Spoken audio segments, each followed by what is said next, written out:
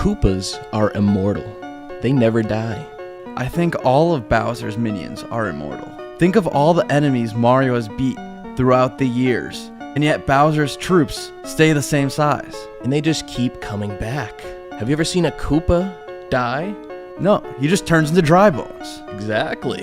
And look at all the boos. When these minions die, they just become ghosts that are still alive. Ex-Goombas? Yeah, what do you think happens to the Goombas? They become boos. And if they want to be ground enemies again, they put on their red coat and their mask, and they're Shy Guys. It's so bizarre that they finally touched on Peach's origin story, but there's still so much mystery with it. I think Rosalina is Peach's mom. What? Why? Because Peach looks towards the galaxy when she's referencing there's so much out there. She doesn't know where she came from. She came from a pipe. Rosalina looks older than her. And why was that Luma star in the movie at all? It had nothing to do with anything. I imagine Peach doesn't remember because she's a little kid. Yeah, but she had to come from somewhere, and Rosalina makes perfect sense. Or from the stork from Yoshi's Island. They teased the sequel with a post-credit scene. They set up the Kong universe as a part of that movie for a DK spin-off. And King Boo was at Bowser and Peach's wedding, teasing a Luigi's Mansion spin-off. A Luigi's Mansion spin-off would be the best. What I think would be great is a prequel of Princess Peach's origin story. Everyone always wonders why a human is ruling over all these little mushrooms in the Mushroom Kingdom. We finally got a little bit of an explanation with her appearing through the warp pipe, and they showed baby Mario and baby Luigi in the movie, so maybe we can have a little prequel with all the babies. They play the DK64 rap, and then immediately they show Chunky Kong and Diddy Kong. You know what that means. What? They're bringing back a 3D Donkey Kong game. That's been rumored for so long. I know, but come on.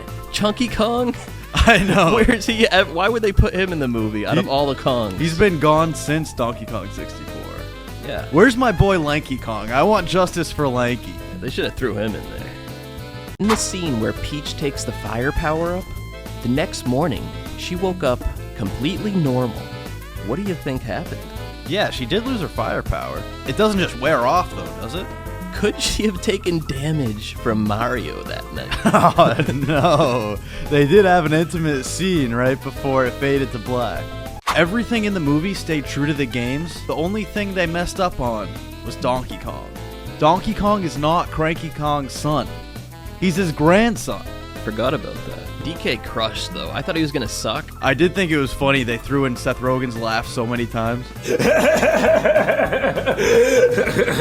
The greatest Mario debate of all time. Is it a spiny shell or a blue shell? Blue shell, obviously. Not according to some games. If you're playing Mario Kart, you say, oh, I got hit by the spiny shell. Right, everyone says the blue shell, but the instructions in the game will say spiny shell. But Mario movie, they finally said it. The man himself. Blue shell!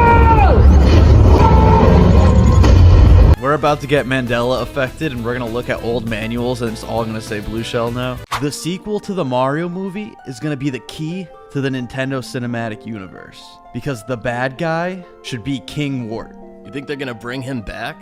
If they're smart, they would. King Wart was the bad guy for Super Mario Bros. 2, and he's the leader of the Dream World in Zelda. He's in both franchises. That'd be a good way to tie everything together. You connect the worlds, and then you have the NCU created in a post-credit scene somewhere down the line. But do they go Zelda first?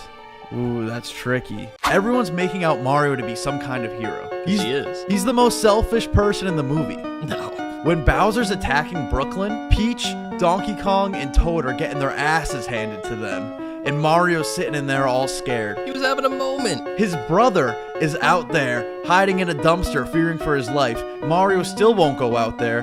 But then he sees the commercial talking about saving Brooklyn. And he's like, oh yeah, I need to save Brooklyn. He doesn't care about the lives of these other people. He cares about the press he's gonna get from saving Brooklyn to help his business. How dare you insult Mario like Greedy Mario only cares about money. How dare you? There was something very strange going on in the Mushroom Kingdom.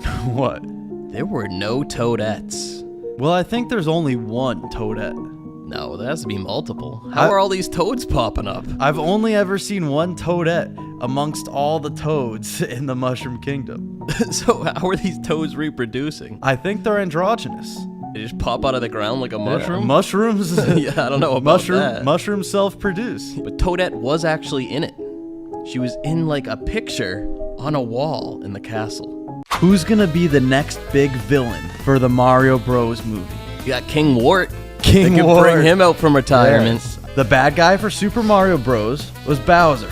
The bad guy for Super Mario Bros. 2 is King Wart. So it should be King Wart. You get King Wart and Birdo. Birdo. Because they showed Yoshi at the end. You need a villain for Yoshi. Birdo can play like the Kamek role.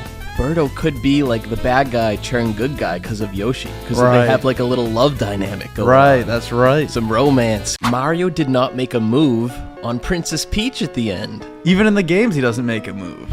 Usually something happens. He'll get a kiss or Yeah, something. If anything, Princess Peach kisses him on the cheek. Mario never makes a move. Yeah, but at the end there was nothing. It was just them jumping down a pipe. I would expect Peach to bake him a cake or something. They're drawing this one out. You can't give him the kiss right away. Yeah, he only saved their entire universe. He doesn't deserve a kiss. The weirdest part of the Mario movie was that dog scene where the dog just attacks them. They needed to put something that felt like the Minions in the movie.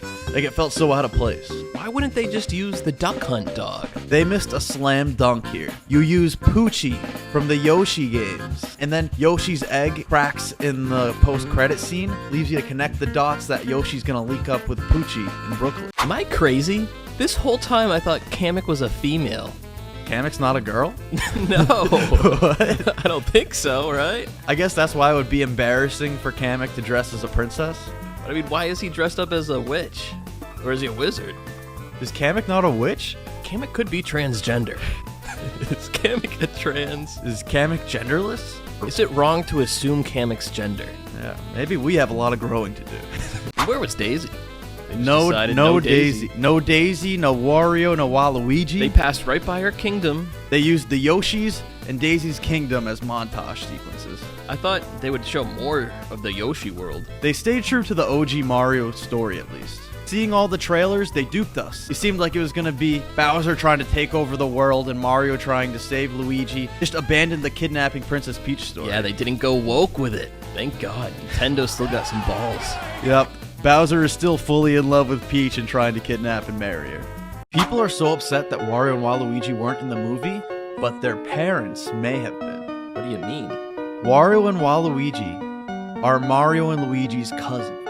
No. If you go back to the family dinner, Mario has two uncles, one tall and skinny, and one short, fat, and gross. And they look just like Wario and Waluigi. So true, because Wario and Waluigi have to come from the human world. If it's gonna make sense. And they have to be so similar to Mario and Luigi. How much more similar can it be than actual family?